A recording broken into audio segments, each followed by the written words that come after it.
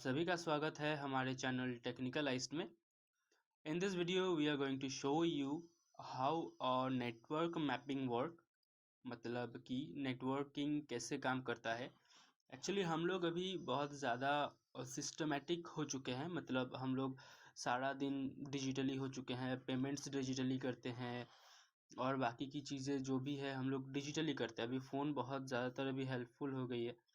और क्या है, अगर हम लोगों को पेमेंट ट्रांसफ़र करना होता है तो हम लोग यूपीआई आईडी दे देते हैं, या एसएमएस सेंड करना होता है, व्हाट्सएप है, फेसबुक है, मैसेंजर है, बहुत से टेक्निक्स है अभी मैसेजेस सेंड करने के। तो अभी के समय में डिजिटली अभी सब कुछ डिजिटली हो गया है। और एक्चुअली क्या है, हमारे हाथ में जब सब कुछ होता है तो हमें पता नहीं होता है कि इंटरनली ठीक कौन सी प्रोसेस कंप्लीट हो रहे हैं, कौन से प्रोसेस चल रहे हैं। तो इसीलिए अगर आप हैकिंग में इंटरेस्टेड हैं या अगर आपको एथिकल हैकिंग सीखना है तो आपको सबसे पहले ये सीखना होगा कि नेटवर्क मैपिंग क्या है और नेटवर्किंग ठीक किस तरीके से काम करता है। और आज की इस वीडियो में हम लोग बात करने वाले हैं नेटवर्किंग कॉन्सेप्ट के बारे में, डिटेल में बात करेंगे। नेटवर्किंग क्या है, कैसे काम करती हैं, आईपी एड्रेसेस क्या है। तो इस वीडियो में आज हम लोग डिस्कस करने वाले हैं what is computer networking, how it works, what are the type of networks, what is IP addresses and their types, role of ports in networking. इन सब पॉइंट्स को देखते हुए हम लोग आगे बढ़ेंगे और कुछ कुछ चीज़ें डिस्कस करेंगे। और साथ ही साथ बहुत सी जो डाउट्स होंगी उन लोगों को, उन सबों को मैं बीच बीच में क्लियर करता रहूँगा। ओके, तो चलिए शुरू करते हैं। आज का पहला टॉपिक है what is computer networking. Networking actual में क्या है, अगर हम लोग सीधे लैंग्वेज में समझे, कंप्यूटर नेटवर्किंग क्या है। एक बेसिक अगर इंफॉर्मेशन, एक बेसिक नॉलेज अगर आपको चाहिए तो इतना जान लीजिए, कंप्यूटर नेटवर्किंग दो सिस्टमों के बीच में किया गया एक ट्रांजैक्शन है, या आप उसको बोल सकते हैं एक कम्युनिकेशन है। ठीक है, दो सिस्टमों के बीच में किया गया एक कम्युनिकेशन बिल्ड है, जिसके सहायता से एक सिस्टम दूसरे सिस्टम को कनेक्ट करता है, कम्युनिकेट करता है। जरिया कुछ भी हो सकता है। हम लोग एक सिस्टम से दूसरे सिस्टम्स को कैसे कनेक्ट कर सकते हैं, वाया ब्लूटूथ कनेक्ट कर सकते हैं, वाया यूएसबी कर सकते हैं, किसी भी तरीके से कर सकते हैं, किसी एप्लीकेशन के थ्रू कर सकते हैं। ठीक है, मेन टॉपिक ये है कि अगर हम लोग मान लीजिए कोई सॉफ्टवेयर शेयर कर रहे हैं या कोई फाइल शेयर कर रहे हैं या कोई इंफॉर्मेशन शेयर कर रहे हैं, तो ये सब आते हैं कंप्यूटर नेटवर्किंग के बीच में। ठीक है, कंप्यूटर नेटवर्किंग के अंदर ही ये सब आते हैं। कंप्यूटर नेटवर्किंग है तभी ये सब पॉसिबल है। और कंप्यूटर नेटवर्किंग से क्या होता है, हम लोग जो ट्रांजैक्शंस कर रहे हैं, जो डाटा शेयर कर रहे हैं, ठीक है, उन सब को नेटवर्किंग, कंप्यूटर नेटवर्किंग क्या करता है, एक अ, एक अपने स्टोरेज में, अपने डिफ़ॉल्ट फ़ोल्डर में सेव करता है। डिफ़ॉल्ट फ़ोल्डर बोलने का मतलब है, अगर आप कोई भी चीज़ डाउनलोड कर रहे हैं, मतलब इंटरनेट से, व्हाट्सएप से, कहीं से भी आप कुछ भी डाउनलोड करते हैं, तो वो अपने फ़ोन के डिवाइस स्टोरेज के डाउनलोड फ़ोल्डर में सेव होता है, वो उसका डिफ़ॉल्ट फ़ोल्डर है। तो वैसे ही अगर जिसका जिसका डिफ़ॉल्ट फ़ोल्डर जो जो है, नेटवर्किंग उसी तरीके से उसको अरेंज करता है और उसको अपने अपने फ़ोल्डर में, अपने अपने सही जगह में सेव करता है। सिक्योरिटी, सिक्योरिटी हमें मिलती ही है, क्योंकि अगर नेटवर्किंग है तो सिक्योरिटी होना ज़रूरी है, क्योंकि वो इनक्रिप्टेड भी होना ज़रूरी है।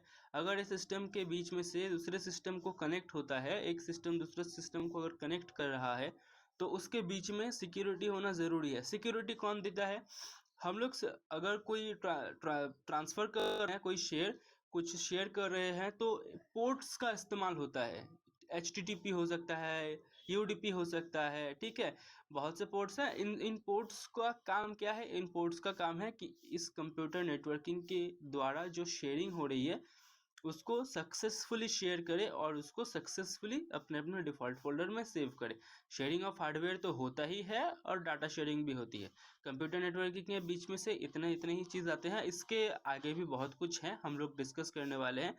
तो चलिए आगे देखते हैं कि नेटवर्क मैपिंग या ये कैसे काम करती है। ठीक है, तो आप यहाँ पर एक डायग्राम देख रहे हैं। ठीक है, इस डायग्राम में मैं आपको कुछ चीज़ें समझाता हूँ। ठीक है, अच्छा चलिए शुरू करते हैं। देखिए यहाँ पे है क्या, यहाँ पर है आईएसपी। आईएसपी का क्या मतलब होता है, आईएसपी का मतलब होता है इंटरनेट सर्विस प्रोवाइडर। मतलब आप किसी न किसी कंपनी से इंटरनेट का इस्तेमाल कर रहे हैं, मे बी वो आपका सिम हो सकता है या आप किसी कंपनी का ब्रॉडबैंड यूज़ कर रहे हैं। तो आपको जहाँ से भी इंटरनेट मिल रहा है, आपको जो भी इंटरनेट प्रोवाइड कर रहा है, वो आपका इंटरनेट सर्विस प्रोवाइडर है, ठीक है। अभी जैसा मैं अभी नेटवर्क मैपिंग को लेकर डिस्कस कर रहा हूँ, तो इसके लिए मैं अपने लैपटॉप को कनेक्ट करके रखा हूँ अपने राउटर से, ठीक है। अभी देखिए ये अभी अभी थोड़ा डिटेल्स में समझते हैं कि ये इंटरनेट सर्विस प्रोवाइडर और इस राउटर के बीच में क्या कनेक्शन है। कनेक्शन कुछ खास नहीं है। इंटरनेट सर्विस प्रोवाइडर तो इसको इंटरनेट दे ही रही है और साथ ही साथ एक आईपी भी उसको देती है। उसको कहते हैं हम लोग पब्लिक आईपी, ठीक है। ये इंटरनेट सर्विस प्रोवाइडर इसको इंटरनेट प्रोवाइड कर रही है और साथ ही साथ उसको एक पब्लिक आईपी भी देती है। अगर आपने ब्रॉडबैंड सेटअप खुद से किया है, अपने राउटर का सेटअप अगर आपने खुद से किया है, तो आपको पता होगा कि आपके कंपनी से, आपके इंटरनेट सर्विस प्रोवाइडर से आपको एक मैसेज आता है जिसमें user ID, password, IP addresses, DNS servers, वो सारे डिटेल्स होते हैं। और वो जो होती है उसको कहते हैं हम लोग स्टैटिक आईपी। इसके बारे में हम लोग अभी बाद में डिस्कस करेंगे, नेक्स्ट टॉपिक है, हम लोग उस पर डिस्कस करेंगे कि आईपी कितने तरीके के होते हैं, ठीक है। और यहाँ पर देखिए, आप यहाँ पर देख सकते हैं राउटर के पास एक प्राइवेट आईपी पहले से है। ये प्राइवेट आईपी इसके पास पहले से ही होती है, लेकिन अभी मान लीजिए इस राउटर के साथ ये सारे डिवाइस कनेक्टेड हुए हैं, ठीक है।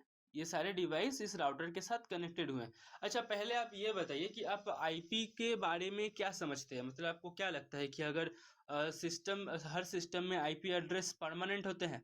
जी नहीं, अगर आप ऐसा सोचते हैं तो बिल्कुल गलत सोचते हैं। क्योंकि एक सिस्टम में आईपी तब ही अलॉट हो सकती है जब उस सिस्टम में इंटरनेट कनेक्शन है। अगर आपने मान लीजिए अपना फ़ोन स्विच ऑफ किया है या एयरप्लेन मोड ऑन किया है या कुछ भी कर रहे हैं, आप इंटरनेट से डिस्कनेक्ट हुए हैं, साथ ही साथ आपकी जो आईपी थी वो दूसरे किसी सिस्टम को अलॉट हो जाती है। और जब आप फिर से इंटरनेट को ऑन करते हैं, इंटरनेट से जुड़ते हैं, तो आपके पास एक अलग आईपी दी जाती है, आपको एक अलग आईपी अलॉट होती है।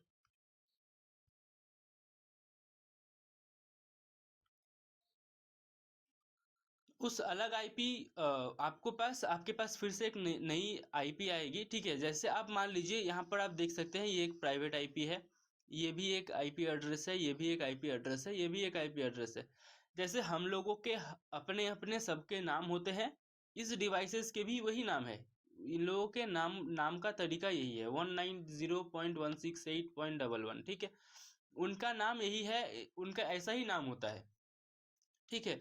और ये आप देख सकते हैं यहाँ पर ये पब्लिक आईपी है और ये प्राइवेट आईपी है। अभी इसको थोड़ा और एक्सपेंड करते हैं और डिटेल्स में समझते हैं। अगर मान लीजिए इस सिस्टम ने कोई रिक्वेस्ट जनरेट की, रिक्वेस्ट का मतलब क्या है, अगर इस सिस्टम से कुछ इंटरनेट पर कुछ सर्च किया गया, सपोज मान लीजिए www.google.com, तो ये जो रिक्वेस्ट है वो इंटरनेट पर डायरेक्ट नहीं जाती है, वो जाती है इस राउटर के थ्रू। और इस राउटर से एक रिक्वेस्ट जनरेट होती है जो जाती है इंटरनेट पे, जिसको हम लोग कहते हैं रिक्वेस्ट पैकेट। इस सिस्टम से एक रिक्वेस्ट पैकेट जनरेट हुई और ये सिस्टम जबकि राउटर से कनेक्टेड है, तो ये पहले यहाँ पर जाएगी और फिर इससे यहाँ पर जाएगी। अब इस सिनेरियो में क्या होता है, इस सिनेरियो में होता यह है कि ये राउटर के साथ बाकी और भी डिवाइसेस कनेक्टेड हैं। तो उस सिस्टम को पता कैसे चलेगा, उस राउटर को पता कैसे चलेगा कि वो ठीक रिक्वेस्ट को कहाँ पर भेजनी है। जैसे ही ये राउटर ने रिक्वेस्ट को एक्सेप्ट किया, साथ ही साथ अपने इंटरनेट पर उसको सेंड किया। और इसी सिनेरियो में यहाँ पर दो ही चीज़ हो सकती है, या तो google.com बोलेगा कि हाँ आपको एक्सेस कर सकते हैं, या तो बोलेगा कि ना आप मेरी साइट को एक्सेस नहीं कर सकते हैं। इन दोनों ही केसेस में एक रिक्वेस्ट जनरेट होगी, जो रिक्वेस्ट आएगी इस राउटर के पास। अब इस राउटर के साथ इतने सारे डिवाइसेस कनेक्ट है, राउटर को समझ में कैसे आएगा कि रिक्वेस्ट को ठीक कहाँ पर सेंड करना है। तभी राउटर पे एक फंक्शन होता है, वो होता है ARP रिक्वेस्ट। राउटर कुछ ही सेकंड्स में ARP रिक्वेस्ट जनरेट करती है। ARP रिक्वेस्ट का मतलब क्या है? ARP रिक्वेस्ट का मतलब है एड्रेस रेजोल्यूशन प्रोटोकॉल। इसके थ्रू क्या होता है, ये राउटर पूछेगी कि हु इज 192.168.0.102, ये कौन पूछेगी, ये पूछेगी हु इज पूछेगी कि ये आईपी एड्रेस किसकी है, और ये रिक्वेस्ट इन सारे डिवाइस में जाएंगे, और साथ ही साथ एक रिक्वेस्ट, उस रिक्वेस्ट का रिस्पॉन्स आएगा कि हाँ मैं हूँ 192.168.0.102। तभी वो राउटर क्या करेगा, उसके पास जो रिक्वेस्ट आई थी गूगल सर्वर से वो इसके पास सेंड कर दी जाएगी। हमारी टोटल नेटवर्किंग इसी तरीके से काम करती है। अभी मान लीजिए कि अगर कोई आईपी ट्रेस कर रहा है, ठीक है, अगर मान लीजिए किसी ने स्कैम किया या कुछ किया और उसकी आईपी गूगल सर्वर से उसको मिल गई, कैसे मिल गई, क्योंकि गूगल के लॉग फाइल में यहाँ की आईपी उसको सेव हो गई थी, उसकी आईपी सेव हो गई थी। अब गूगल सर्वर के पास कौन सी आईपी है, ध्यान से समझिएगा, गूगल के सर्वर के पास ये आईपी नहीं है, क्योंकि ये एक प्राइवेट आईपी है। प्राइवेट आईपी का क्या मतलब है, प्राइवेट आईपी का मतलब है कि ये सिर्फ उसको पता है। हमारे जैसे नाम होते हैं, हमारे जैसे आइडेंटिटी कार्ड होते हैं, ठीक इसी तरीके से आईपी एड्रेस भी सिस्टम्स के आइडेंटिटी कार्ड होते हैं, ठीक है। तो गूगल के पास कौन सी आईपी गई, गूगल के पास कभी भी प्राइवेट आईपी नहीं जाती है, गूगल के पास हमेशा जाती है पब्लिक आईपी। अभी मान लीजिए इस राउटर के जगह पर मैं हूँ, ठीक है, मेरा नाम रमेश है और मेरे हर एक आईडी कार्ड में वही नाम लिखा होगा, लेकिन मेरा जो निक नेम है वो सिर्फ मेरे एरिया में पता होगा, वो सिर्फ मुझे और मेरे एरिया में पता होगा, बस इतनी सी जगह पर। ना वो इंटरनेट सर्विस प्रोवाइडर को पता है और ना वो गूगल को पता है। लेकिन कैसे पता कर सकते हैं, ये लॉग फाइल में वो सेव होती है। कौन सी आईडी सेव होती है, ये पब्लिक आईपी, ठीक है। अगर कोई स्कैम करने के बाद अगर आईपी ट्रेस किया जा रहा है उस स्कैमर का, तो उसके थ्रू से उसको उसके लॉग फाइल से ये आईपी मिलेगी, ना कि ये आईपी। अभी क्या हो सकता है, अभी एक टेक्निक और वो लोग यूज कर सकते हैं कि इस ये जो है आईपी है, वो लोग तो देखेगा कि हाँ ये तो राउटर का आईपी है। अब राउटर का डिटेल्स निकाला जाएगा कि उस समय इस सिस्टम से कौन कौन से आईपी कनेक्टेड थे, ठीक है। अभी मान लीजिए मैंने यहाँ से रिक्वेस्ट जनरेट की और उसके बाद मैं ऑफलाइन हो गया, इंटरनेट से मैं डिस्कनेक्ट हुआ। अभी जब मैं इंटरनेट से कनेक्ट हुआ हूँ तो मेरी आईपी चेंज हो गई है। अभी कैसे पता चलेगा कि वो आईपी मेरे पास थी, वो बताएगा आपका मैक एड्रेस, आपके सिस्टम का मैक एड्रेस, जो हमेशा परमानेंट होता है, वो कभी भी चेंज नहीं होता है। वो लोग सर्च करेंगे कि उस टाइम पे, ठीक उस पर्टिकुलर टाइम पे ये आईपी एड्रेस कौन से डिवाइस से कनेक्ट की थी और उस डिवाइस का मैक एड्रेस क्या है, तब ट्रेस किया जाएगा कि ये मैक एड्रेस कौन से डिवाइस का है। आशा करता हूँ कि नेटवर्क मैपिंग अभी फिलहाल के लिए एक बेसिक नॉलेज आप लोगों को दिया गया है, और आप लोगों को बाद में इसके बारे में और ब्रीफ डिटेल्स देते रहेंगे, ठीक है। चलिए आगे बढ़ते हैं कि नेटवर्क कितने तरीके के होते हैं। जैसे आप लोगों ने अभी प्राइवेट सुना, पब्लिक आईपी सुना, तो ये क्या होते हैं, कैसे होते हैं, हम लोग आगे डिस्कस करेंगे। नेटवर्क्स होते हैं 3 तरह के। फर्स्ट होता है लैन, लोकल एरिया नेटवर्क, सेकंड होता है मैन, थर्ड होता है वैन, मेट्रोपॉलिटन एरिया नेटवर्क और वाइड एरिया नेटवर्क।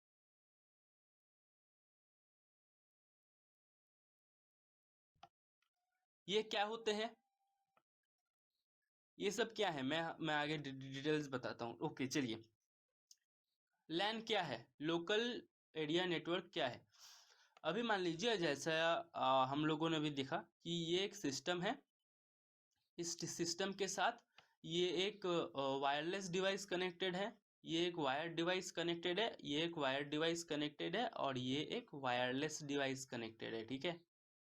अभी लोकल एरिया नेटवर्क क्या है, इस हर एक सिस्टम के पास कुछ ना कुछ आईपी एड्रेस है, और वो कौन सी आईपी एड्रेस है, वो है प्राइवेट आईपी एड्रेस, और वो बस इतनी सी एरिया में ही सीमित है। इस एरिया के बाहर उन सब आईपी का कोई वैल्यू नहीं है, कोई नहीं जानता कि वो आईपी किसके पास है। उसको कहते हैं लोकल एरिया नेटवर्क।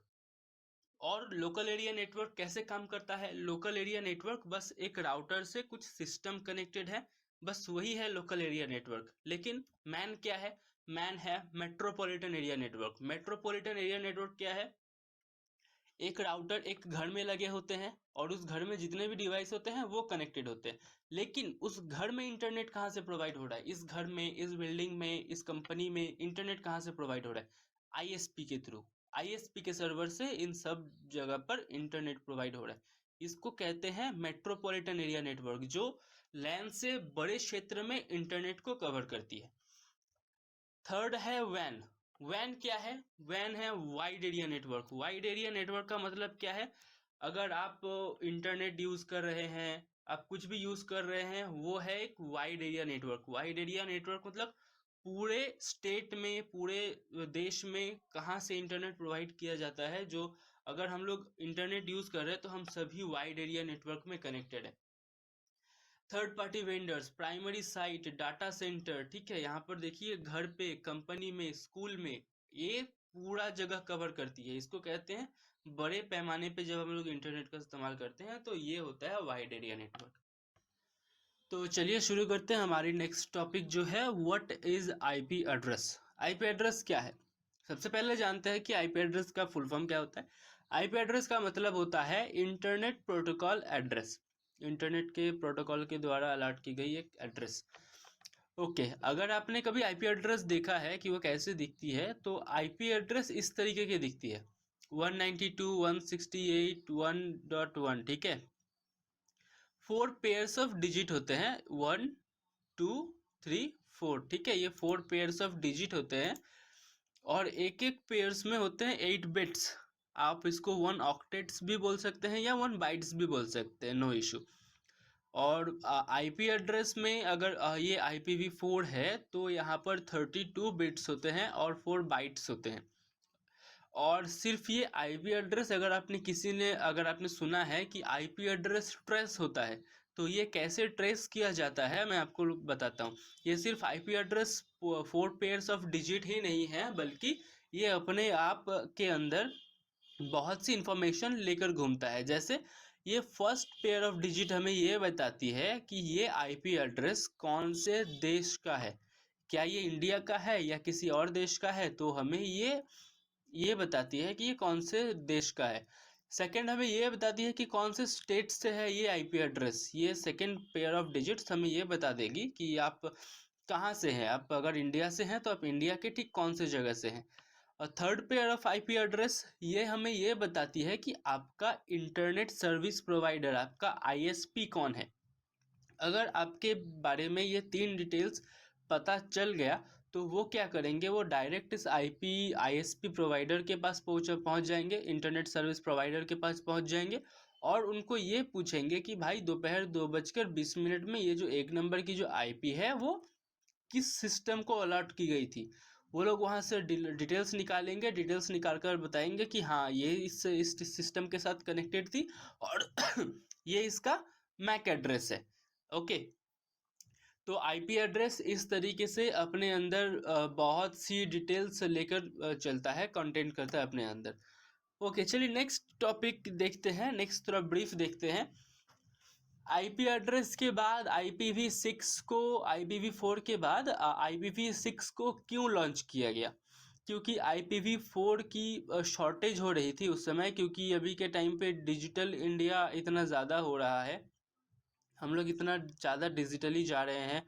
हर एक सिस्टम अभी इंटरनेट के थ्रू कनेक्ट हो सकता है। आप घड़ी बोल सकते हैं, फ़ोन, लैपटॉप, कंप्यूटर तो होते ही थे, अभी घड़ी, हेडफोन्स, कुछ ना कुछ है, सब सब कनेक्टेड हैं।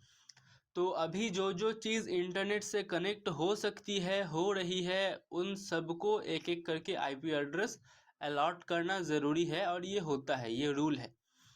और अगर IPv4 की हम लोग बात करें, IPv4 में 32 बिट्स के नंबर होते हैं, जैसा हमने पिछली वीडियो में देखा, पिछली टॉपिक पे, कि 32 बिट होते हैं, यानी 4 बाइट्स के IPv4 होते हैं। लेकिन IPv6 128 बिट्स का होता है और ये काफ़ी ज़्यादा है। इसके एड्रेस फॉर्मेट इस तरीके से होते हैं, 4 pair of digit dotted decimal में होते हैं, लेकिन ये हेक्साडेसिमल में है। इसमें सिर्फ डिजिट्स यूज़ किए जाते हैं, लेकिन इसमें अल्फ़ाबेट्स भी यूज़ किए जाते हैं।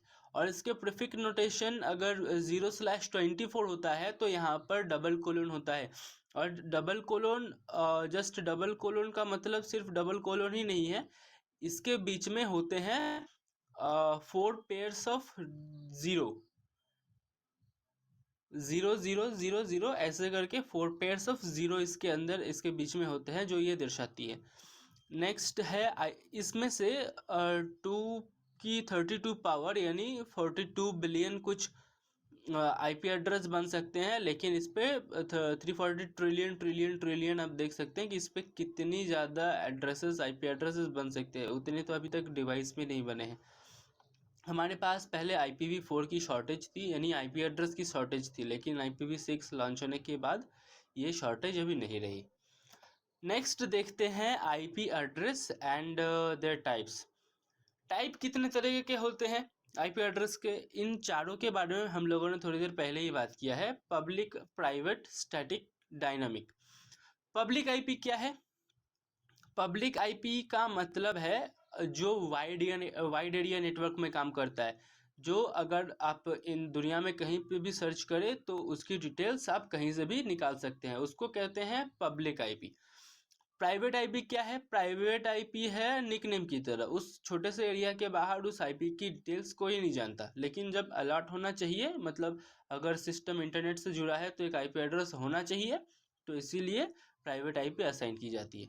अब यहाँ पर आता है एक इंटरेस्टिंग पार्ट, जो है स्टैटिक आईपी।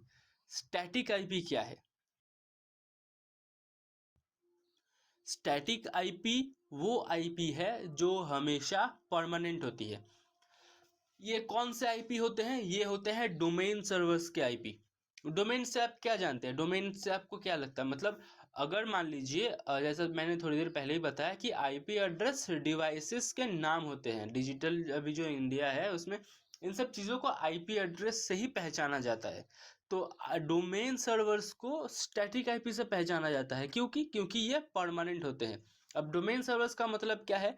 जैसे google.com, facebook.com, याहू, जितने भी .com वेबसाइट्स हैं या फिर कोई भी वेबसाइट्स हैं, सिर्फ .com वेबसाइट्स ही नहीं, कोई भी वेबसाइट्स हैं, वो होते हैं प्राइवेट स्टैटिक आईपी के। क्यों होते हैं? क्योंकि अगर मान लीजिए google.com की आईपी एड्रेस आज है 192.168.03.20, और ये आईपी कल जाके चेंज हो गई, तो किसी को मिलेगा google.com? नहीं मिलेगा। इसीलिए इसको स्टैटिक आईपी अलॉट की जाती है, और इसको डोमेन सर्वर्स, इसका डोमेन नेम दिया जाता है। क्यों दिया जाता है? अगर मान लीजिए आपको सर्च करना है, गूगल के सर्च इंजन पे आपको जाना है, तो आप क्या करेंगे? आप गूगल पर सर्च करेंगे कि 192.168.0.01.020, ऐसा सर्च करेंगे? नहीं, आप सीधा सर्च करेंगे www.google.com। क्यों सर्च करेंगे? क्योंकि वो जो नाम है वो सिर्फ उसी आईपी के लिए अलॉट किया गया है, जिसको हम लोग स्टैटिक आईपी कहते हैं, और उसका उस आईपी एड्रेस का एक नाम दे दिया गया है google.com। आप अपने नाम से भी कोई भी साइट अगर आप लेंगे, अगर आप कोई साइट वेबसाइट होस्ट करेंगे, आप अपने नाम से भी कर सकते हैं, ठीक है, .com देकर, या भी कोई भी साइट अगर आप ले रहे हैं तो आप .com देकर अपनी साइट्स होस्ट कर सकते हैं। तो उसको कहते हैं स्टैटिक आईपी। आप एक बात ध्यान से समझिए, अगर आपका परमानेंट एड्रेस आपके आईडी कार्ड में है, आप कहीं पे रहते हैं, तो आपके वोटर कार्ड, आपके जितने भी गवर्नमेंट आईडी प्रूफ्स है, आपके उस सब आईडीज में आपका परमानेंट एड्रेस दिया है। अगर मान लीजिए आपका एड्रेस परमानेंट नहीं होता, आप आज यहाँ पर हैं, कल वहाँ पर हैं, परसों वहाँ पर हैं, तो स्टैटिक आईपी का मतलब आप समझ रहे हैं मैं क्या बोलना चाहता हूँ। तो आपके आईडी कार्ड में आपके एड्रेस का जो परमानेंट एड्रेस है वो नहीं हो सकता। तो इसी तरीके से स्टैटिक आईपी काम करती है। डायनामिक आईपी क्या है? डायनामिक आईपी वो आईपी है जिस आईपी को हम लोग असाइन अनअसाइन हमेशा कर सकते हैं। जैसे अभी मान लीजिए हम लोगों के फ़ोन में होता है डायनामिक आईपी।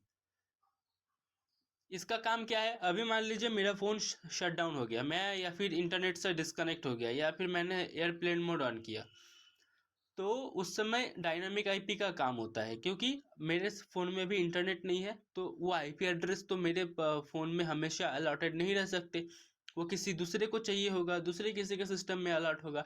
लेकिन अगर जब वो आईपी मेरे पास अलॉट हो गई है, तो वो मेरा डाटा हमेशा कंटेंट करेगी। अगर किसी को मेरे डिवाइस का इंफॉर्मेशन चाहिए, तो वो ठीक उस पर्टिकुलर टाइम को देकर सर्च करेंगे कि 2:20 में ये जो आईपी है कौन से डिवाइस में थी, और ये उस डिवाइस का मैक एड्रेस बता देगा, और मैक एड्रेस के थ्रू पे डिवाइस को ट्रेस किया जा सकता है। डायनामिक आईपी अगर असाइन अनअसाइन हो रही है तो इसका मतलब ये नहीं है कि वो बेकार आईपी है, वो भी काम करती है। और डायनामिक आईपी का और भी ज़्यादा काम ये है कि अभी मान लीजिए हम लोग फ़ोन्स बदलते रहते हैं, 1 साल 2 साल में हम लोग अपने अपने डिवाइस से अपने फ़ोन बदलते हैं। अभी मान लीजिए अगर ये स्टैटिक आईपी को असाइन किया गया होता अगर फ़ोन में, तो अब जैसे ही वो डिवाइस बंद है वो, लेकिन वो आईपी उसमें इंगेज्ड है, तो वो आईपी किसी और को अलर्ट नहीं हो पा रही है। तो इसीलिए हमारे फ़ोन्स में डायनामिक आईपी का इस्तेमाल किया जाता है। चलिए नेक्स्ट चलते हैं। नेक्स्ट है role of ports in networking. अभी पोर्ट के बारे में थोड़ा डिस्कस करेंगे, उसके पहले मैं आप लोगों को थोड़ा कुछ दिखा देता हूँ। ये मान लीजिए ये एक डिवाइस है, मैंने एक इसको एड्रेस की तरह ट्रीट किया है। अभी मान लीजिए ये एक डिवाइस है, इस डिवाइस का आईपी एड्रेस ये है और इस डिवाइस का आईपी एड्रेस ये है, ठीक है। मान लीजिए ये मेरा घर है, ये मेरे फ्रेंड का घर है।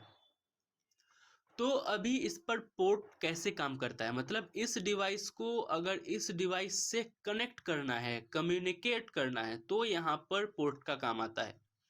यहाँ पर भी कई तरह के पोर्ट दिए गए हैं हमारे सिस्टम में। पोर्ट 65,535 पोर्ट्स होते हैं, ठीक है।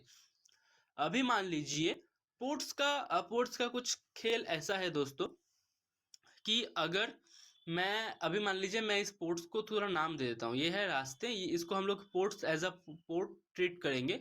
अभी मान लीजिए ये है port number 1, port number 2, port number 3, ठीक है। अभी मान लीजिए मेरे इस दोस्त को मेरे साथ मिलना है, तो अभी हम लोग दोनों रास्ते पे हैं। तो अगर वो इस रास्ते को पकड़ के आता है तो मुझे भी इसी रास्ते को पकड़ना है। मतलब पोर्ट अगर इस पोर्ट को लिसन कर रहा है तो उसको भी इसी पोर्ट में ही बोलना पड़ेगा, तभी जाके कम्युनिकेशन स्टैब्लिश्ड होगी। ठीक उसी तरीके से अगर वो 2 नंबर के इस रोड पर इस पोर्ट से बोल रहा है या इस रास्ते से मिलने आ रहा है, तो मुझे भी इसी रास्ते से जाना पड़ेगा, तभी जाके कम्युनिकेशन बिल्ड होगी।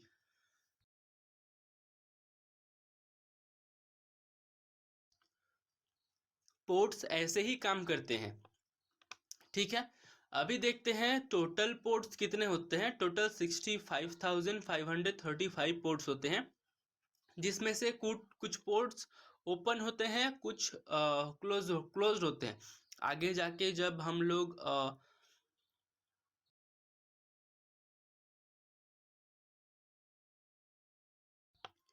पोर्ट स्कैनिंग करेंगे, तब हम लोग देखेंगे कि वहाँ पर कौन कौन से ओपन पोर्ट्स हैं, कौन कौन से क्लोज्ड पोर्ट्स हैं। वो सब हम लोग जब नेटवर्क स्कैनिंग करेंगे तब पता चलेगा। पोर्ट स्कैनिंग में हम लोग ये सब देख सकते हैं। नेक्स्ट है well known ports. Well known ports का मतलब क्या है, इसका मतलब ये है कि ये पता ही है कि ये पोर्ट कोई ना कोई यूज कर ही रहा है। कोई ना कोई का मतलब बस कोई ना कोई ही नहीं है, बस रजिस्टर्ड मतलब आप मान सकते हैं। जैसे मान लीजिए वेल नोन पोर्ट्स, जैसे पोर्ट 80 HTTP हमेशा यूज करता है, 443 HTTPS यूज करता है। ठीक उसी तरीके से हमारे डिवाइस में ये 1023 पोर्ट्स हैं, तो कोई ना कोई वेल नोन पोर्ट्स है जो हमेशा यूज करता रहता है। रजिस्टर्ड पोर्ट्स क्या है, 1024 से लेके 49,151 तक ये होते हैं रजिस्टर्ड पोर्ट। मतलब इन सब पोर्ट्स में सर्विसेज रजिस्टर्ड हैं, इसमें से मैसेजेस जा रहे हैं, उसमें से कॉल्स आ रहे हैं, उसमें से ये हो रहे हैं, उसमें से वो हो रहे हैं। इतने सारे पोर्ट्स हमेशा रजिस्टर्ड होते हैं। नेक्स्ट है डायनामिक। अगर आप कुछ इन सब चीज़ों से हटकर कुछ कर रहे हैं, अचानक से किसी किसी से कनेक्ट कर रहे हैं, किसी डिवाइस से, किसी सर्वर से, किसी इंटरनेट से अगर आप कनेक्ट कर रहे हैं, उस समय भी पोर्ट्स की ज़रूरत होती है। तो उस समय डायनामिक पोर्ट्स को अलर्ट किया गया है, ठीक है। हमारी वीडियो आज यहीं तक थी। अगर आप इंटरनेट पे सर्च करेंगे कितने तरह के पोर्ट्स हैं, उसकी चार्ट आप लोगों को इंटरनेट पर भी मिलेगी, ठीक है।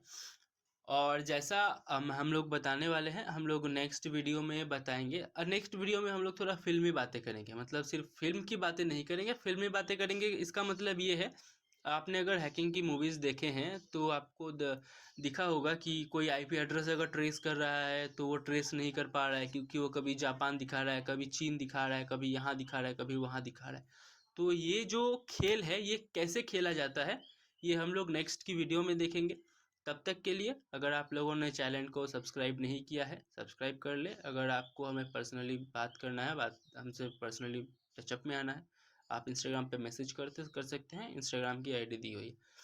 Thank you everyone for watching this video and channel भी बहुत ज़्यादा ग्रो कर रहा है and thank you everyone for the support.